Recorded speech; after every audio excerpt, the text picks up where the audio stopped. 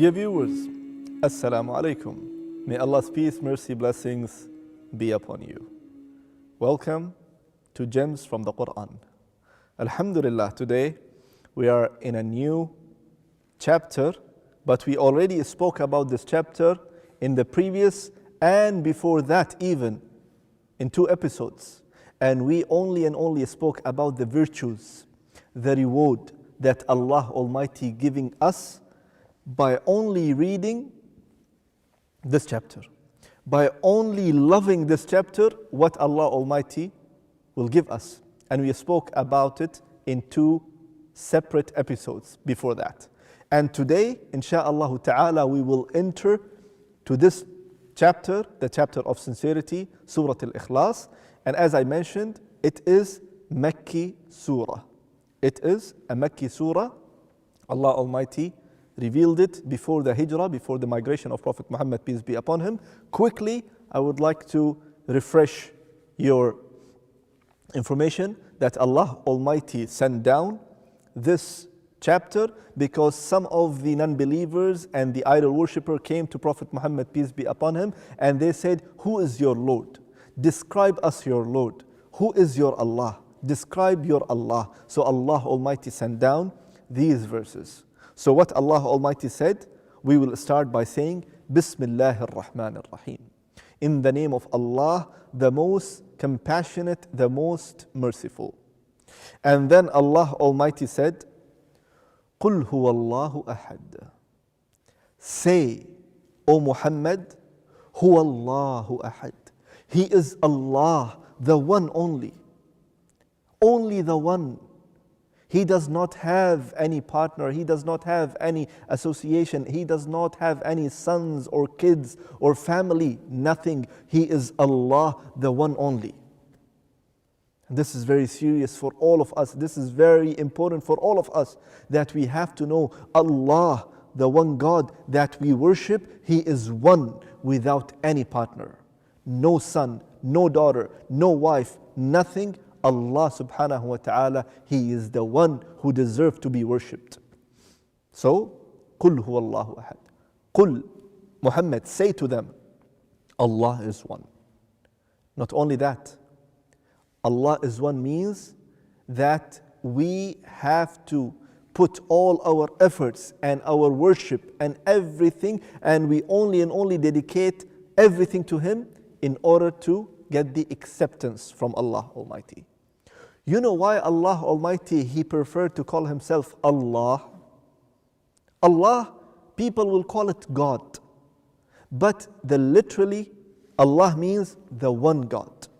And He preferred Himself to call Allah rather than calling Himself God. There is no problem to other people for them to understand who is Allah. We can say God, who is above the heaven, who is the one. We have to explain that. But Allah by itself is the one God. So for example, if I come to a Hindu and if I tell him God, for him he will think about a cow or a fire or a rat or anything that he worship, or a tree or a fire or anything. So for him, if I tell him God, he will think about a cow, he will think about a fire, he will think about the tree. But for me, if I say Allah, He is the one only. If I go to a Christian and I will tell him God, the word God will make him to think about Jesus or about the God the Father or about the Holy Spirit. No, but I mean the God, the one only, above the heaven, without any partners. If you go to someone else and if you go to the Buddhist and you tell him about the God, he will think in his mind about the Buddha, right? But I mean Allah means one God. That's why Allah Almighty called Himself Huwa Allah. In other verse, Huwa Allahu alladhi la ilaha illa huwa. He is Allah, the one only. There is no other than Him except Allah subhanahu wa ta'ala. So this is the meaning of Allah. We have to understand the word of Allah. It's not only the God.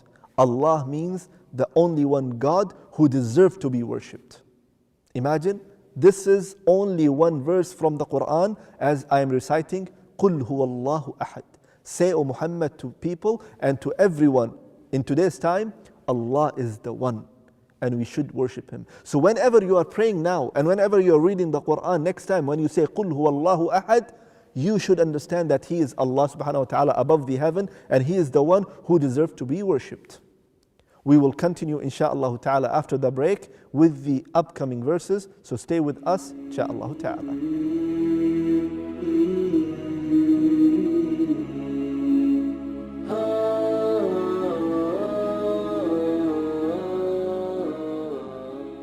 Dear viewers, welcome back.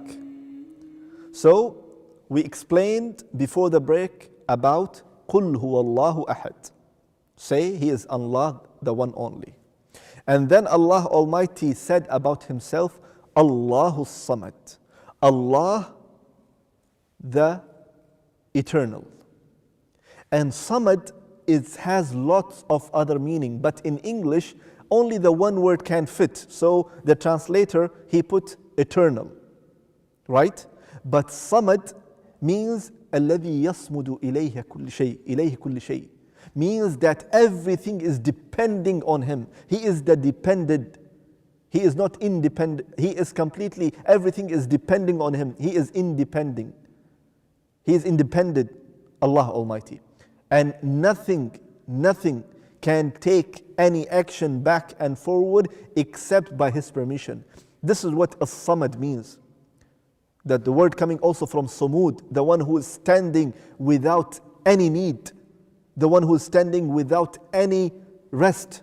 He does not require any rest. He does not require any food. He does not require to drink. He does not require to sleep. As Allah Almighty said in the other verse, لا تأخذه سنة ولا نوم, that Allah does not require to have some rest, to even close His eyes or to sleep. Allah Almighty, the Eternal, As-Samad, the one who is everything is standing upon Him, or Allah Almighty is holding everything, the control of everything, and He does not need anything. This is what it means, Allahu Samad. He is Samad. Allah Almighty, He is the one who is standing and holding everything, and everything is depending on Allah Almighty, and He is independent. Can you imagine? Can you imagine that? Allahu Akbar. So when we read it next time and we say Allahu Samad, we start thinking about His Majesty, Allah Almighty. And then Allah Almighty says, Lam yalid wa lam yulad.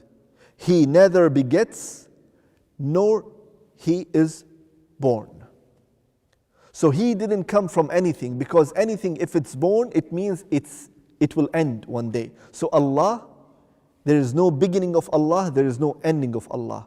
Allah didn't give birth to anyone, neither anyone give birth to Allah Almighty. So Allah, He is the Eternal, As-Samad, the one who is by Himself. He was there before everything, and He will be there before everything or after everything. So, lam yalid wa lam yulad. Not like other people, as they are claiming that Allah is having a son or a children or a wife, or the angels are the daughters of Allah. A'udhu billah, we don't believe in all that. Allah is the only one who is the Eternal, who does not require anything. He does not have any children. He didn't give birth to anyone, neither anyone gave birth to Him. Allah is the one, the only being, the Creator, Allah Almighty.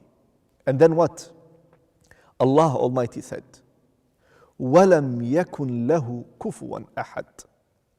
And there is nothing like Him at all. وَلَمْ يَكُنْ لَهُ كُفُوًا أَحَدٌ. Nor there is anything to Him, or there is nothing equivalent to Him. He is the unique Allah Almighty. So, if anyone's after these 3 or 4 verses, after that, whoever claims that he is God, we will tell him, come. You claiming to be God? Let's put you in the test. Are you the only one? If he is a human being and he's saying, I'm the God. Are you only the one? No. There are people before you and there are people after you. So the first ayah, the first chapter or the first verse is not fitting you. So you cannot be the God. Let's go to the second verse. Allah says, Allahu Samad. Allah is controlling over everything, and He does not require to sleep, He does not require to eat, and He does not require to do anything. Do you require that? You require to sleep, you eat, you have rest, you are not having control of anything. Allah is controlling everything. So even the second test, which is the second verse, is not fitting you. The third one, لم يلد ولم يولد. We will tell this person, you was born, Allah is never born. You will die, but Allah will never die. You will produce children later on in future, but Allah will never ever produce children. Allah will not give birth to anyone. وَلَمْ يَكُنْ لَهُ كُفُوًا أَحَدٍ. And there is nothing like him. Not even a single thing that you can think about that can fit to Allah Almighty. He is completely unique, and you are not unique. So all these 4 ayat, 4 verses is not suiting him. It is X on him. You just put cross on this person and he cannot be the God. Now either he's a human being or a fire or a stone or whatsoever. Allah, He is the one who deserves to be worshipped. Alhamdulillah, by that we came to the end of this chapter. I ask Allah Almighty to bless us all, and I ask Allah Almighty to make us among those who worship Him alone. And inshallah ta'ala we'll see you in the next episode. So stay tuned, take care of yourself. Wassalamu alaikum wa rahmatullahi wa barakatuh.